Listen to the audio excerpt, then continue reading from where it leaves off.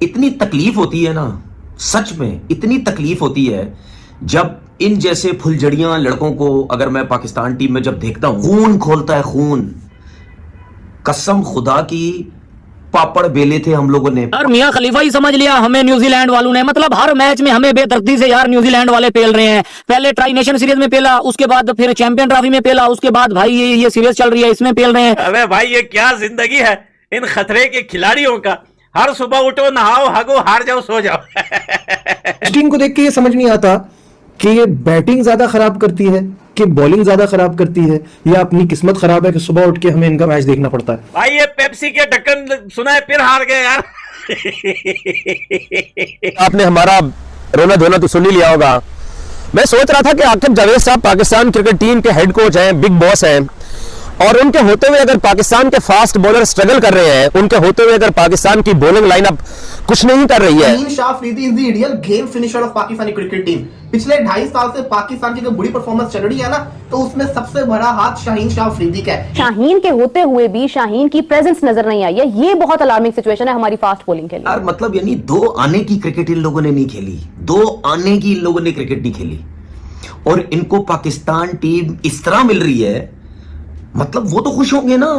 2 टके की क्रिकेट नहीं खेली गई हमारे यंगस्टर्स ने।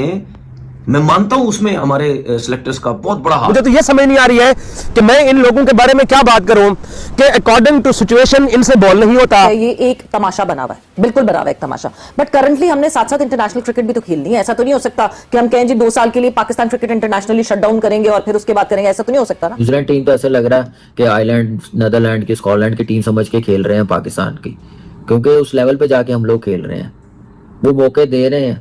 इस टीम में सी-डी टीम में भी उन्होंने अपने मेन परफॉर्मरों को रेस्ट करवा दिया, काइल जेमिसन को, टिम रॉबिन्सन को। उसके बावजूद हम लोग डरी हुई क्रिकेट खेल रहे हैं। भाई हर सुबह उठ के देखते हैं कि भाई खतरे के खिलाड़ी फिर हार गए। भाई हर दिन लन, भाई कभी तो विन भी कर लिया करो यार। और फिर इस रमजान के महीने में इतने सारे लन कहाँ लेके जाओगे भाई। जब हम तब्दीलियों या तजर्बात पे आते हैं तो बड़े भौंडे किस्म के तजर्बात करते हैं।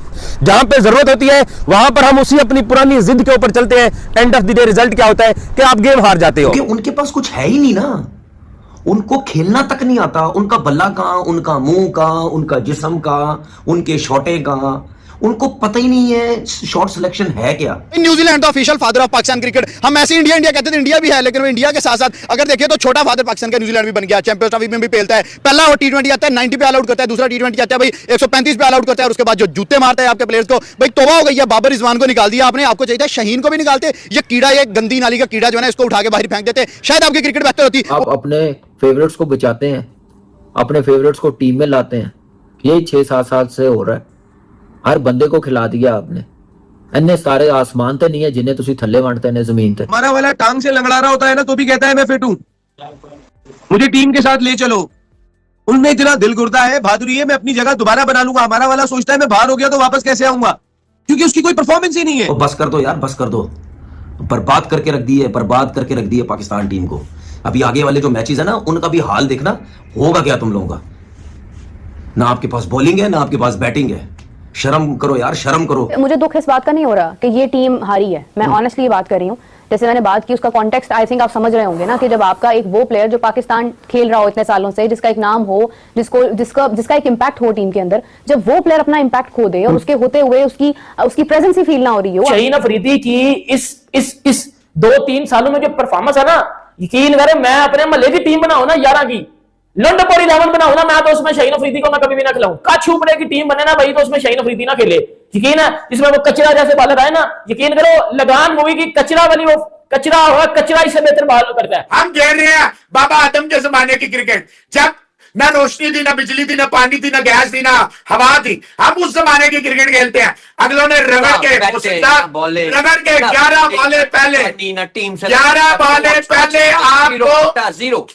ऐसे वो पुराने जमाने में नहीं, चमड़े के ऊपर वो मलते थे जिससे आपकी शेव होती थी। ये इस तरह हमारी रगड़ के। इतनी तकलीफ होती है ना, सच में इतनी तकलीफ होती है जब इन जैसे फुलझड़ियां लड़कों को अगर मैं पाकिस्तान टीम में जब देखता हूं, इतनी मुझे तकलीफ होती है। आपकी सोच है उसकी सबसे बड़ी वजह यह है कि यार मतलब यानी 2 आने की क्रिकेट इन लोगों ने नहीं खेली, 2 आने की इन लोगों ने क्रिकेट नहीं खेली। और इनको पाकिस्तान टीम इस तरह मिल रही है, मतलब वो तो खुश होंगे ना। 2 टके की क्रिकेट नहीं खेली गई हमारे यंगस्टर्स ने। मैं मानता हूं उसमें हमारे सिलेक्टर्स का बहुत बड़ा हाथ है, बहुत बड़ा कसूर है। मैं मानता हूं कि उन लोगों की वजह से इन यंगस्टर्स को जलील किया जा रहा है, वो बेचारे जलील हो रहे हैं क्योंकि उनके पास कुछ है ही नहीं ना। उनको खेलना तक नहीं आता। उनका बल्ला कहां, उनका मुंह कहां, उनका जिस्म कहां, उनके शॉटें कहां, उनको पता ही नहीं है शॉट सिलेक्शन है क्या। इन चीजों की वजह से खून खोलता है, खून। कसम खुदा की, पापड़ बेले थे हम लोगों ने, पापड़। मतलब वो कहते हैं ना कि वो क्या कहते हैं उसको, जैसे नहीं मजदूरी करता है सूरज के नीचे रह के, पूरा पूरा दिन मजदूरी करता रहता है, फिर उसको जाके अगर कहीं सिला मिलता है पैसों की सूरत में उसको मिलता है। यार मतलब हम लोगों ने अब पसीने बहाए थे यार, तब जाके टीम में आए, वो भी जो क्रिकेट थोड़ी बहुत खेली। मैं क्या बात करूं, मुझे तो ये समझ नहीं आ रही है कि मैं इन लोगों के बारे में क्या बात करूं कि अकॉर्डिंग टू सिचुएशन इनसे बॉल नहीं होता। इनको पता भी है कि इस साइड की विंड चल रही है। शाहीन अफरीदी टेल एंडर होकर उसने छक्का मारा, वो रग्बी ग्राउंड से गेंद को लेके आए जब पहली इनिंग्स हो रही थी। आगा ने एक छक्का मारा, वो भी शायद ऑलमोस्ट बाहर चला गया था। जब इनको पता है कि यार इस साइड से विंड चल रही है, हमें इस साइड से केयर करनी है। शाहीन शाह अफरीदी ने तीनों जो ओवर किए उसने लेग साइड की मिड विकेट की बाउंड्री वाले एंड से किए, जहां से विंड चल रही है, हल्का सा पुश करो, गेंद ग्राउंड से बाहर चली जाती है। अब सलमान अली आगा को यह बात क्यों नहीं समझ आई है, मैं इस बात पे हैरान हूं। और मोहम्मद अली को आपने पहला ओवर दे दिया यार। आपको पता है 15 ओवर की गेम है, आपको पता है कि हारिस इन कंडीशन को जानता है, आपको मालूम है कि शाहीन एक ओवर अच्छा करा गया है, एक्सप्रेस स्पीड का फास्ट बॉलर, तो आप दूसरी तरफ से हारिस रऊफ को लगाते।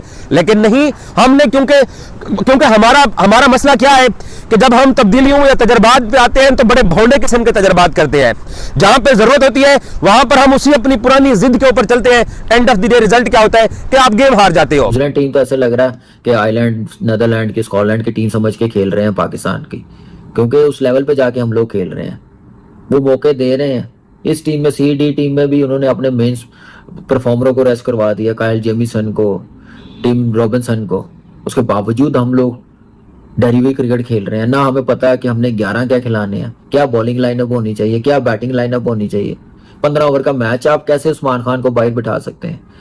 15 ओवर का मैच आप इतनी लंबी बैटिंग लाइनअप खिला रहे हैं, आप कैसे अपना मेन स्पिनर्स बाहर बिठा सकते हैं जो खेलता हुआ आ रहा। एक कमबैक कर रहा, आपने उसको अकेले को रखा, उसी से ओवर भी नहीं करवाए।